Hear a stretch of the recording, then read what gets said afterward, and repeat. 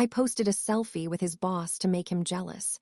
Then I found out why he never came home. Okay, look, I get it. I probably shouldn't have done it. But can we just talk about the reaction? For him to just completely ghost me. I'm talking about him blocking me on everything, just vanish into thin air. Is that not a massive overreaction? I mean, seriously. He didn't even come home to yell at me. He didn't pack a bag in a dramatic rage. He just disappeared. All because I went out for a couple of drinks and posted one stupid picture. One, I was just trying to get his attention, to make him break his stupid silent treatment. I wasn't trying to end things. But now he's gone, and everyone's looking at me like I'm some kind of monster. Am I? Is he the one who's being insane here?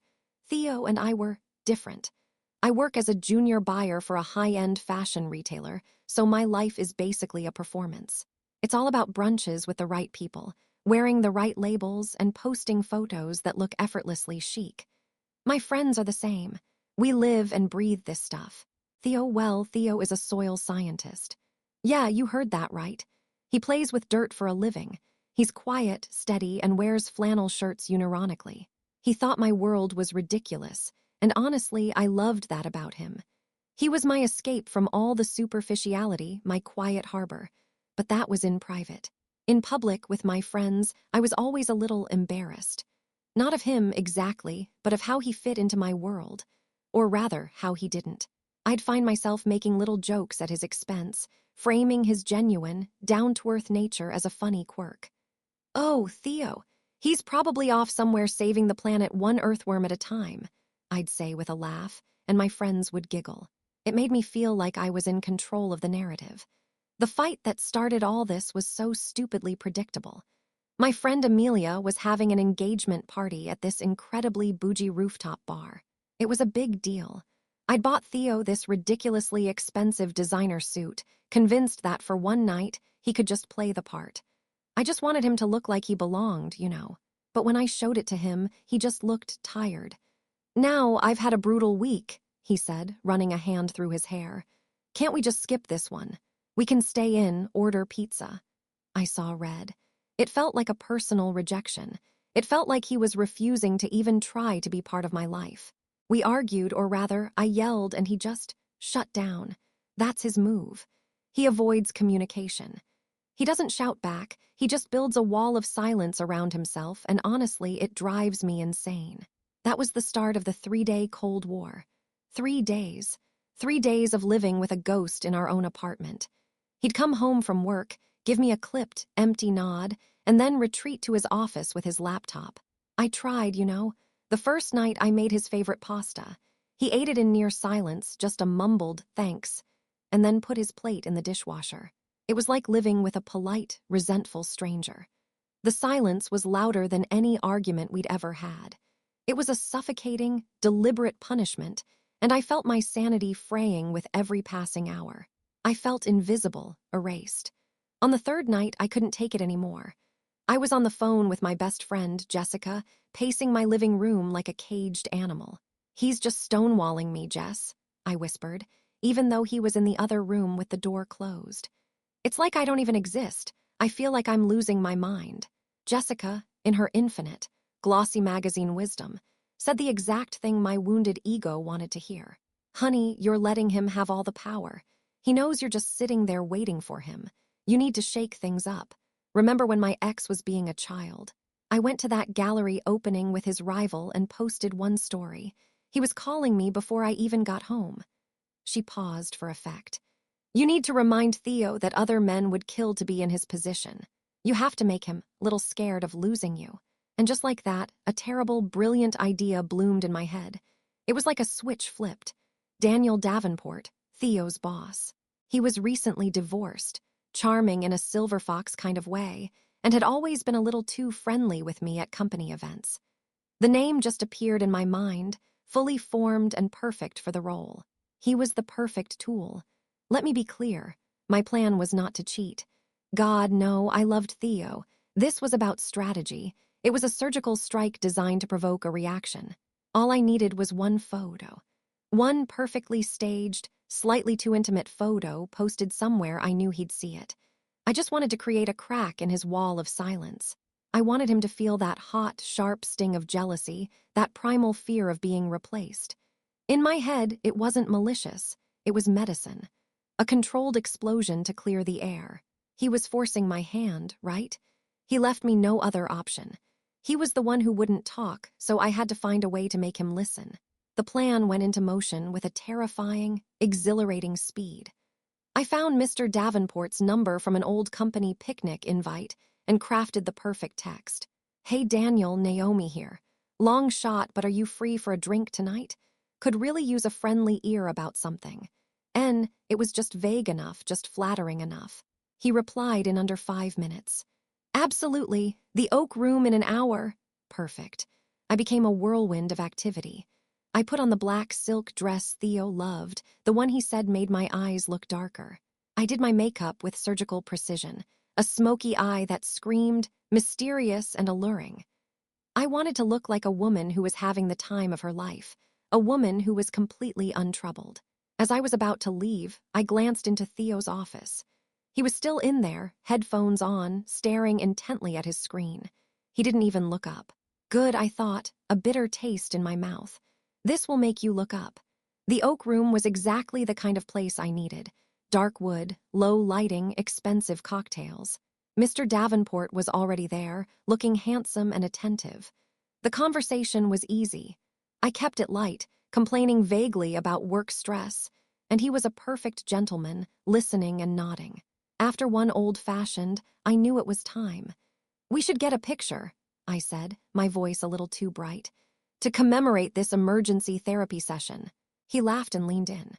I angled my phone, making sure the lighting was perfect, that my hair fell just right. I leaned in a little closer than I needed to, my head tilted towards his, a small, knowing smile on my face. The click of the camera shutter sounded like a starting pistol. The photo was perfect. We looked cozy. We looked like we had secrets. I excused myself to the restroom, my heart hammering against my ribs. With trembling fingers, I opened Instagram, uploaded the photo, and posted it directly to my close friends' story.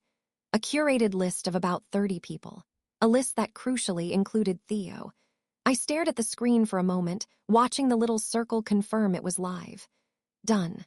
A jolt of adrenaline, a heady mix of fear and triumph, shot through me. I felt powerful, in control. I quickly ended the night with Mr. Davenport, making some excuse about an early morning. The whole drive home, I was buzzing, rehearsing the coming confrontation in my head. He'd be furious, he'd yell, and then finally we would talk. I walked into our apartment, ready for the storm. But all I found was silence. The apartment was empty. His car was gone. I woke up on the couch the next morning with a crick in my neck and a sour, anxious pit in my stomach. The apartment was still silent, the morning light filtering in through the blinds, illuminating dust motes in the empty air. Theo hadn't come home. My initial confidence from the night before began to curdle into a thick, creeping dread. Okay, so the picture had worked. It had definitely worked. He was angry. So angry he'd left for the night. That was the only logical explanation. He was probably at his sister Cora's place, stewing. He'd be back today, I told myself, trying to soothe the frantic hummingbird beating against my ribs. He just needed to cool off. But as the hours ticked by, 9 a.m., then 11 a.m., then noon, and my phone remained stubbornly silent, the dread began to bloom into full-blown panic. I called his phone, straight to voicemail. I texted him, "Theo, where are you? We need to talk about this. This is ridiculous." No reply. The single gray checkmark on WhatsApp felt like a slap in the face. I scrolled through my Instagram story viewers. His name wasn't on the list. Had he seen it and then blocked me? The thought was both satisfying and terrifying. Finally, unable to bear the gnawing uncertainty any longer, I dialed Cora's number. My hands were shaking. I planned to be casual to feel out the situation. "Hey Cora, weird question, but is Theo with you guys? We had a bit of a tiff last night and he..." The voice that answered was not the warm, friendly Cora I knew. It was flat, cold, and utterly exhausted. "A tiff, Naomi, is that what you're calling it?" I was taken aback. Her tone was so hostile. Yeah, I mean, what else would you call it?" He was giving me the silent treatment, so I went out. "Is he there? Can I just talk to him? He's being so dramatic." There was a long, heavy pause on the other end of the line.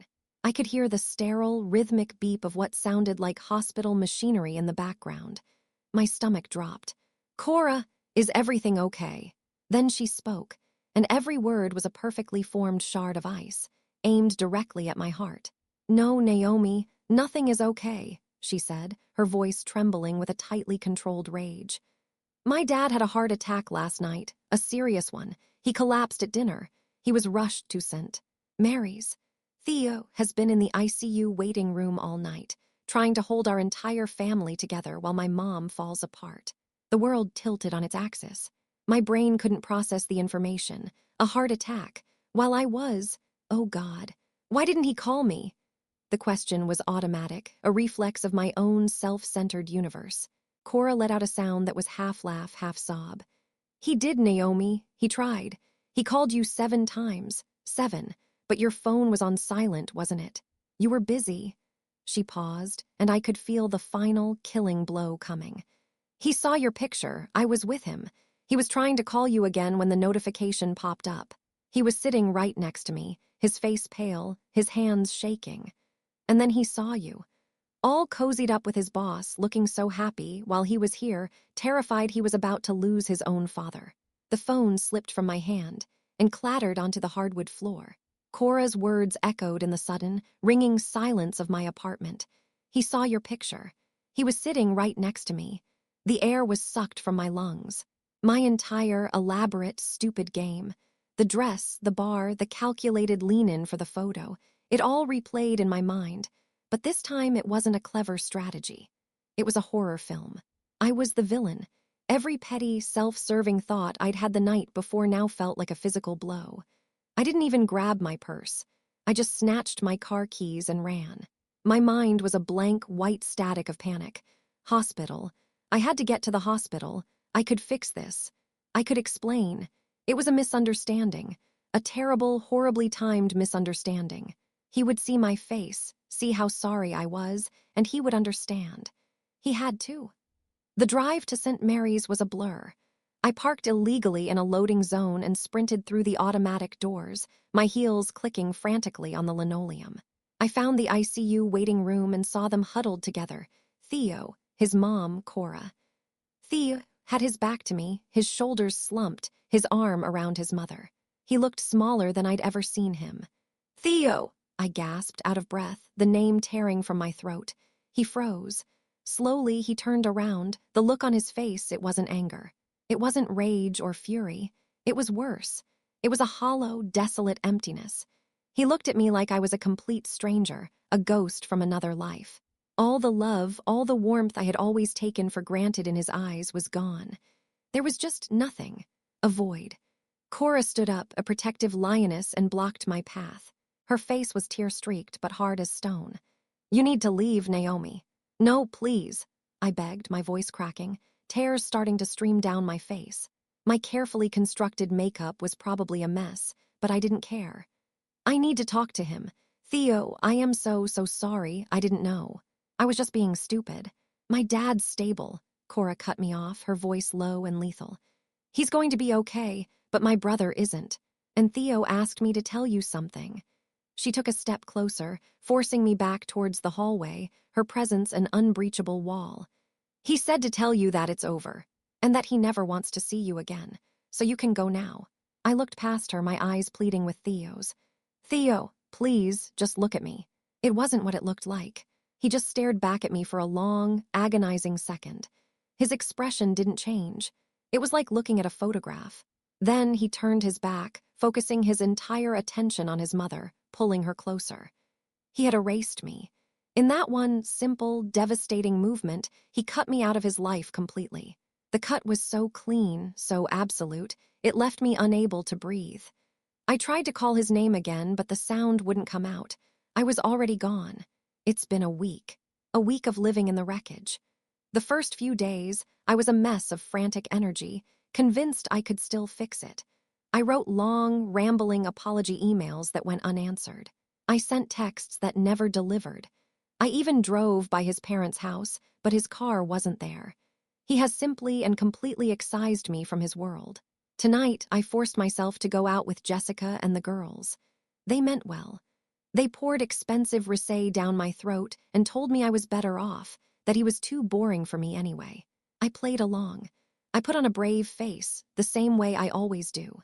Sitting there in a crowded, noisy bar, I found myself performing my grief. Honestly, good riddance, I said, swirling the wine in my glass with a theatrical flourish. He was so sensitive. It's his loss, right? I mean, who ghosts someone over one little picture? My friends nodded in agreement, patting my arm, telling me I was a queen. And for a moment, buoyed by the alcohol and their validation, I almost believed it. Then, one of Amelia's friends, a girl I barely know who works in HR at Theo's company, leaned in. "I heard he's putting in for a transfer," she said, her voice laced with casual gossip. "Something about the West Coast Research Division. He's trying to fast-track it." The laughter died in my throat. The carefully constructed facade of indifference I'd built all evening shattered into a million pieces. West Coast. He wasn't just moving out of our apartment. He was moving across the country. He was running away from me. Now I'm back in my apartment. The silence is deafening. The air is thick with his absence. I'm sitting on the couch in the dark, the glow of my phone the only light. I'm looking at the picture, the one that started it all. My stupid, triumphant smile, Mr. Davenport's charming gaze. It feels like a lifetime ago. I hate that girl in the photo. I hate her smugness, her vanity, her catastrophic foolishness. I keep telling myself he overreacted. I keep telling my friends it's his fault. But here, alone in the quiet, I know the truth. I didn't just break his trust. I broke his heart when he was already broken. And that's something you can't take back with a text message.